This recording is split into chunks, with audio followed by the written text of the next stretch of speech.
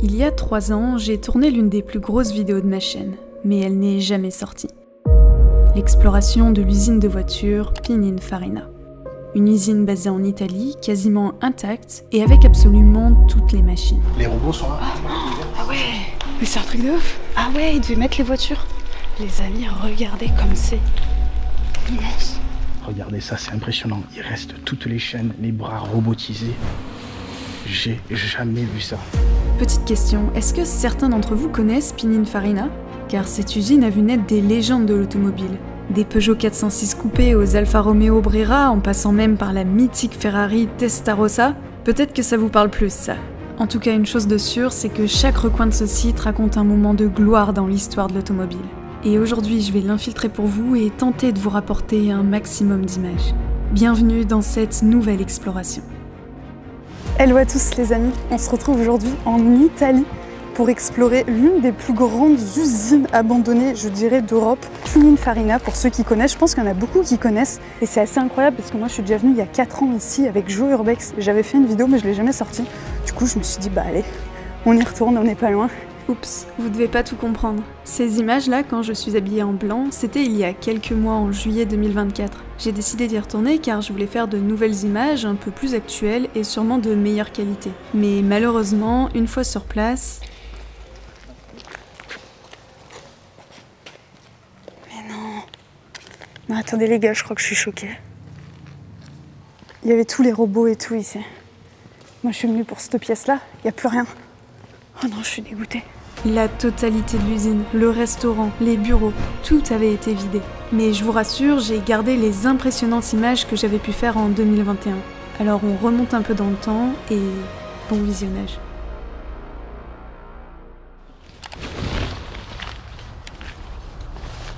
Ok, c'est là, c'est bon. C'est vraiment grand, hein. On a vu sur internet que ça faisait 150 000 mètres carrés.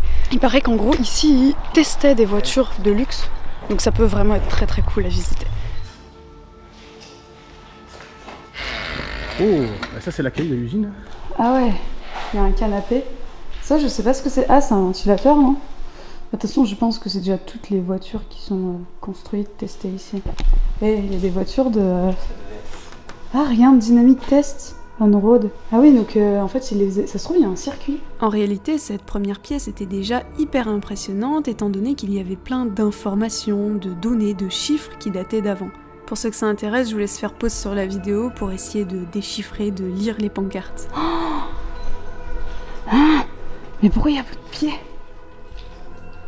Les chaises n'ont plus de pieds. On m'explique pourquoi? Ouais, c'est hallucinant, on vient de trouver le réfectoire. Je pensais pas qu'il puisse rester autant de choses. C'est magnifique, hein. Et là on arrive dans la partie cuisine. Regardez ça. Ah, il devait y avoir des plantes là-dedans. Elles sont toutes par terre. Les plateaux. C'est génial. J'adore. Ah, le réfectoire il est dessus. Mais attends, mais c'est où ils se servaient où là? Je comprends pas. T'as le réfectoire, il mangeait là-bas, mais il plaçait devant en fait. Le truc du plateau, bon là il a été démonté, mais il en reste une partie là-bas. Oui, parce qu'il y a plein de plateaux là par terre. Là on a les assiettes. Et les femmes devaient servir et les donner aux personnes qui étaient là avec le plateau, quoi. Et là, t'as vu? Il y a les trucs, viens voir, les couverts, les plateaux. Ouais, ils se servaient là, c'était là le début de la chaîne. Mais c'est fou qu'il reste autant de choses, hein. Ça témoigne d'un arrêt si soudain. Là, il reste le menu restaurant. J'ai l'impression qu'il y avait des raviolis pour le dernier jour. Et là, on entre du coup dans les cuisines. Oh, elles sont immenses.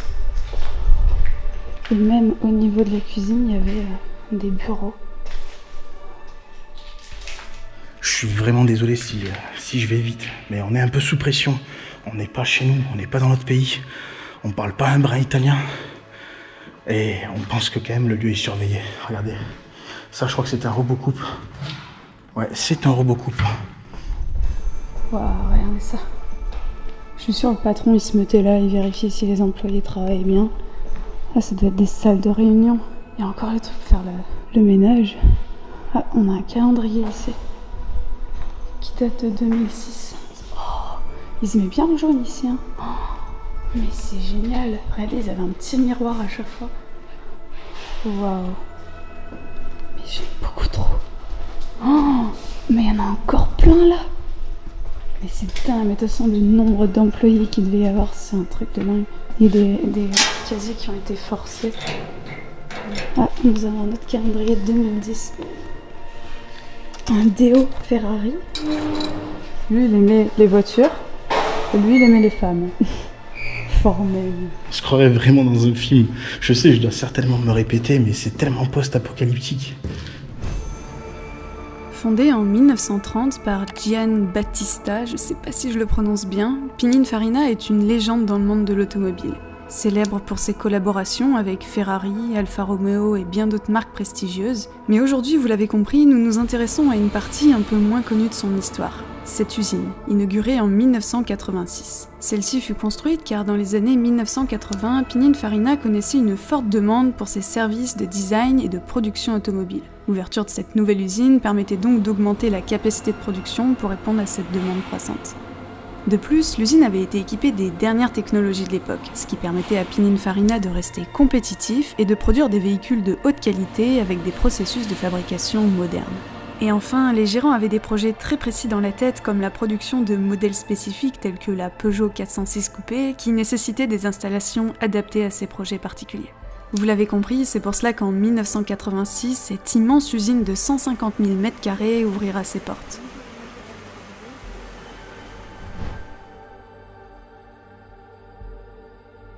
Bon allez maintenant, suivez-moi, on entre dans vraiment ma partie préférée parce que c'est ici que toutes les voitures étaient assemblées. Regardez ça. Comme la nature reprend ses droits. Plusieurs portes ont l'air d'être ouvertes, donc je vais y aller. Puis on va voir s'il reste encore des choses. Si les robots ils sont là. Ah ouais. Les amis, regardez comme c'est immense. Il y a un bureau là. Ouais, là on est sur un tapis roulant. C'est impressionnant. Regarde ça. Oh là, le mécanisme qu'il y a derrière. Non mais regardez ce truc, c'est énorme. Putain mais il reste tout. Oh, et là il y en a un autre. C'est des bras articulés ouais, qu'ils utilisaient pour... Ah ouais, ça devait être genre aimanté ou je sais pas quoi et ça portait les voitures. Alors non, après avoir fait quelques recherches sur internet, je me suis rendu compte qu'il s'agissait d'un bras articulé qui permettait de fixer tout ce qui est vitres et pare-brise sur les voitures. Personne n'est venu piller. Ouais, ça sent le fuel. Attends, il y a même les vestes des ouvriers, tu vois. Je crois que c'est la première fois que je fais une usine où il reste autant de choses. Le seul truc, c'est dommage, c'est qu'il n'y a aucune voiture. Mais en même temps, c'est normal, puisque apparemment, c'était un endroit où on fabriquait des voitures de luxe. Si je dis pas de bêtises, il y a même un entrepôt à côté où on les testait. Regardez, ça bouge. Je sais pas ce qu'ils y mettaient dessus. Ah, peut-être des vitres. Peut-être des vitres. Je suis pas sûre, mais... Et ça part tout là-bas. Je suis pas à l'aise sur ce métal là, j'ai l'impression qu'il va se plier sous mon poids. Regardez, ça part. Tout là-bas. Ça tourne, enfin ça tourne en rond, non, je suppose que ça ne tourne pas en rond, mais en gros, bah si en fait. Je suis con, mais si ça doit tourner en rond. Et là, il les récupéré. Regardez, là aussi, ils vont mettre des voitures pour faire je ne sais quoi. Vérifier la pression des pneus. Franchement, je sais pas du tout. Peut-être qu'il y en a qui savent. Hein. Dites-nous dans les commentaires. C'est vrai qu'ici, il y a beaucoup de machines et on sait pas vraiment à quoi ça sert. Mais en fait, je vous explique qu'il s'agissait d'une usine à la chaîne. C'est-à-dire que tout ce qui était matériaux et pièces détachées arrivait au début de la ligne, et puis petit à petit, ils étaient assemblés pour fabriquer la voiture, puis ensuite la peindre, lui ajouter le pare-brise, les roues, etc. Vous allez voir un peu plus tard dans la vidéo qu'elle sera aussi testée, pour ensuite être mise sur le marché. C'est pas là qu'ils affichaient le nombre de voitures. Ouais, la cadence, regarde. Cadence, seconde. C'était genre pour les compter? Il reste toute la partie entrepôt. Putain mais c'est resté tel quel, je sais pas si vous vous rendez compte là, mais j'ai l'impression vraiment de me retrouver dans la série The Walking Dead. Hein. C'est vraiment un endroit post-apocalyptique. Regardez, les chariots sont restés au milieu. Les camions devaient arriver de là.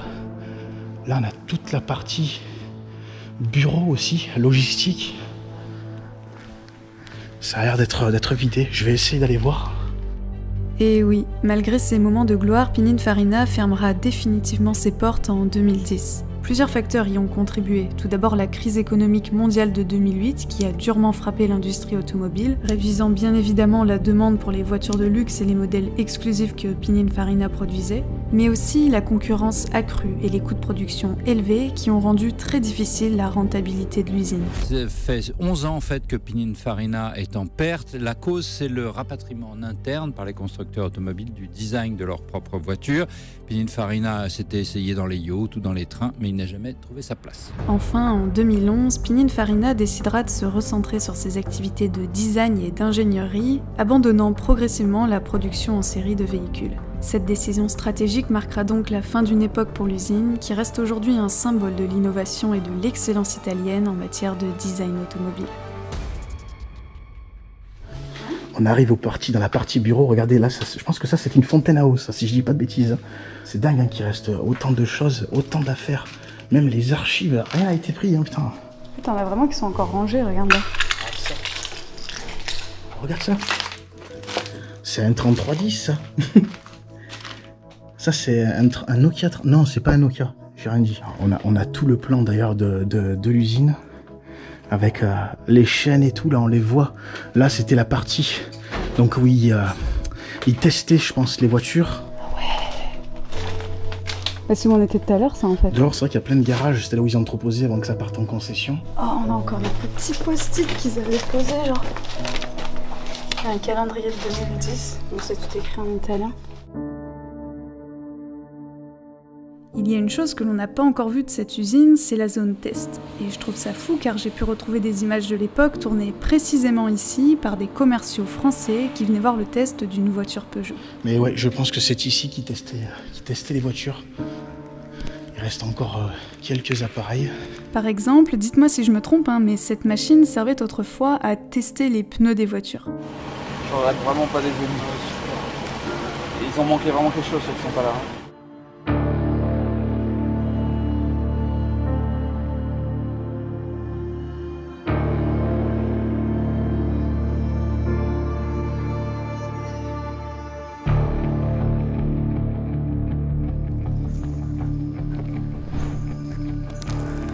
C'est quand même fou de se dire que si on était venu il y a 15 ans, on aurait vu des voitures. Et si on était venu il y a 4 ans, enfin je suis venue il y a 4 ans, mais si j'avais, on va dire, l'expérience de tournage et de montage d'il y a 4 ans et que j'avais fait une vidéo à ce moment-là, bah, ça aurait été 10 fois mieux quoi. Mais après ça vous montre un peu la réalité des choses. En fait quand on fait de l'urbex, il y a plein de fois où bah là vous voyez on a fait 3h30 de voiture, on arrive et en fait il n'y a plus rien.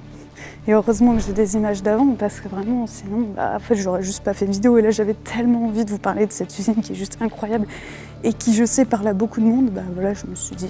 En vrai j'aurais pu vous faire une vidéo il y a 4 ans mais Jeux Urbex avait sorti la vidéo et du coup bah, on voulait pas faire 2 fois la même vidéo. C'est pour ça que je me suis dit j'y retourne pour refaire un truc, une petite mise à jour quoi. Elle est belle la mise à jour. Punaise. Regardez que je dis pas des conneries. C'est bien l'usine Pininfarina. Enfin ce qu'il en reste quoi. Je suis dégoûtée. Ça va être le mot de cette vidéo. Le dégoût. Bon, après vous vous en doutez, mais étant donné qu'avec Jo nous sommes restés à peine 1 heure parce qu'on avait peur de se faire choper et que l'usine fait plus de 150 000 m², eh bien nous n'avions pas tout vu, comme par exemple les pistes sur lesquelles ils testaient les voitures ou encore les parkings, là où ils garaient les voitures qui étaient terminées. Alors bah c'est parti, allons voir tout ça. Non mais regardez, il y a un arbre qui a poussé. Enfin il y a un arbre, il y a plein d'arbres qui ont poussé. Regardez celui-là. La force de la nature, ça me choque. Ça. Il n'y a peut-être plus rien dans l'usine, mais on est quand même un endroit un peu mythique. Hein. C'est là où ils ont dessiné les plus grandes voitures, comme je crois la Ferrari Testarossa, des voitures françaises aussi. J'aurais bien aimé être là quand ils faisaient tourner leurs voitures pour les essais. Je pense que tu aurais même aimé être là il y a 4 ans, quand tu venais avec Jo et qu'il y avait encore tout. Bon. Comme j'ai dit, on est quand même à un endroit où ils ont fabriqué les plus belles voitures italiennes et françaises. On n'a pas trouvé de Ferrari, mais on trouve une tatane. Et ça vaut tout l'or du monde. Et pourquoi il y a ça partout, Philips? Et c'est en métal. Electronic Ballast. Regardez, c'est là où ils faisaient les tests des voitures. Je pense que là, c'était pour tester les suspensions, Cédric il dit. Parce que là, ça fait plein de petites bulles par terre. Là, c'était une pente. Les arbres, il n'y avait pas les arbres comme ça avant. L'état de la route, quoi. Et juste là, derrière moi, je vais vous montrer les plans drone que j'avais fait à l'époque. Il y avait un truc en métal, je sais pas à quoi ça servait. Et ce qui est dingue, c'est que, je sais pas si vous voyez, c'est ce truc-là. Et en fait, ça y était encore il n'y a pas très longtemps, parce que Google Maps, je sais pas tous les combien ça se met à jour, mais je pense que c'est quand même assez régulièrement. Je pense vraiment qu'on n'a pas de chance. Mais bon, là encore, regardez, on a des obstacles. On est vraiment sur le circuit où ils testaient les voitures avec des bosses, des dodanes, des trucs comme ça, là. Et des fois, il y a des pentes et tout, des virages pour faire des drifts. Je sais pas s'ils driftaient avec les voitures, mais bref, voilà quoi. Et je me souviens, c'est par là qu'on est arrivé avec Jo. On était comme des dingues. C'était la première vidéo qu'on tournait ensemble, le premier road trip que je faisais en dehors de la France d'ailleurs. J'étais trop contente. C'était trop cool. Mais la route, il n'y a plus de route. Hein. À l'époque, il y avait une route.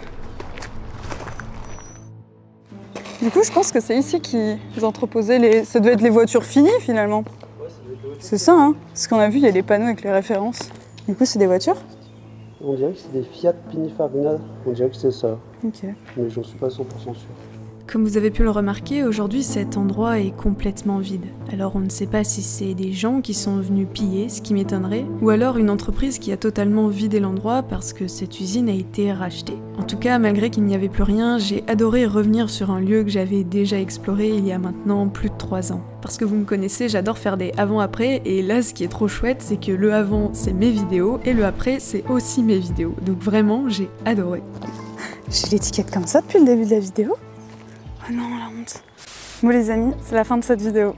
Voilà, en vrai j'aime bien vous faire aussi des trucs comme ça où je reviens sur des lieux où je suis déjà venue il y a quelques années, quoi, 4 ans, en vrai c'est déjà énorme. Ça me montre qu'en fait je fais l'urbex depuis plus de 4 ans et ça me choque. En tout cas merci d'avoir regardé cette vidéo, j'espère qu'elle vous a plu, c'est quand même original, j'en fais pas souvent des usines. N'hésitez pas à vous abonner si vous avez aimé la vidéo, me laisser un commentaire, un like, hein, comme d'habitude. J'aimerais avoir les 1 million d'abonnés les gars, on va falloir s'abonner. Je sais que vous êtes plein à regarder mes vidéos sans être abonnés, donc je compte sur vous pour le faire, ça vous prend 2 secondes et en fait voilà, c'est gratos quoi. Je vous dis bon week-end pour les personnes qui regardent cette vidéo là vendredi soir et puis je vous dis à vendredi prochain 18h pour une nouvelle exploration. Ciao.